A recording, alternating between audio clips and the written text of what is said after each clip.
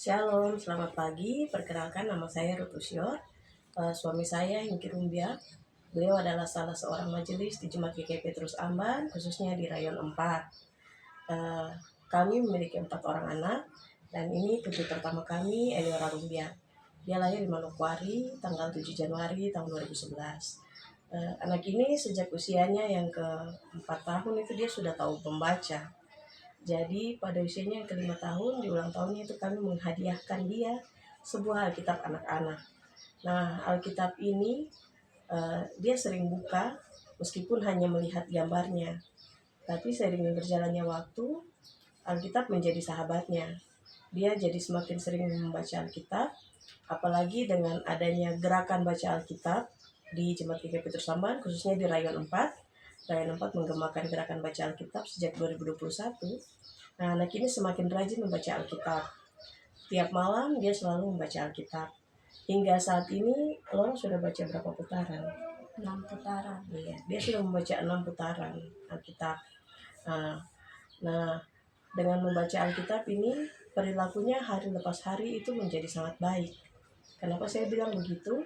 Karena anak ini, dia adalah sosok anak yang dengar-dengaran. Dia juga tidak pernah ada perilaku yang menyimpang, baik di rumah maupun di sekolah. Di lingkungannya juga dia dikenal dengan anak yang tenang, anak yang baik, anak yang sopan. Saya percaya bahwa semua perilakunya ini terbentuk karena dia rajin baca Alkitab.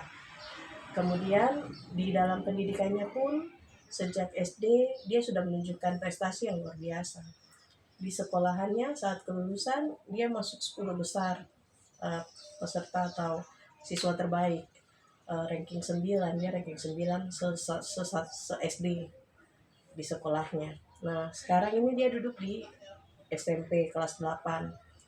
Terakhir dia terima rapor, puji Tuhan karena dia ranking 1. Saya percaya bahwa prestasinya ini juga muncul karena dia rajin baca Alkitab. Alkitab membantu kecerdasan otaknya juga. Nah, kalau Lora sendiri rasa bagaimana setelah baca Alkitab yang berpengaruh dalam Lora punya perilaku dengan kehidupan di sekolah bagaimana?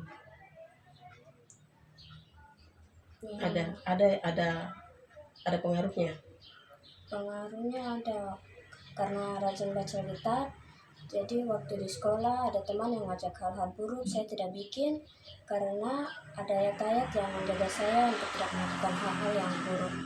Kalau belajar di rumah, karena sering baca Alkitab, jadi kalau orang baca buku gitu gampang dimengerti. Gampang. Iya.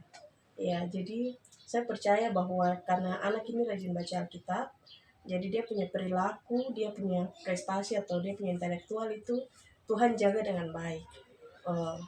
Kami juga berterima kasih untuk gerakan baca Alkitab di Rayon 4 Jemaat GKI Petrus Amban, karena sudah membawa anak kami sampai pada posisi ini.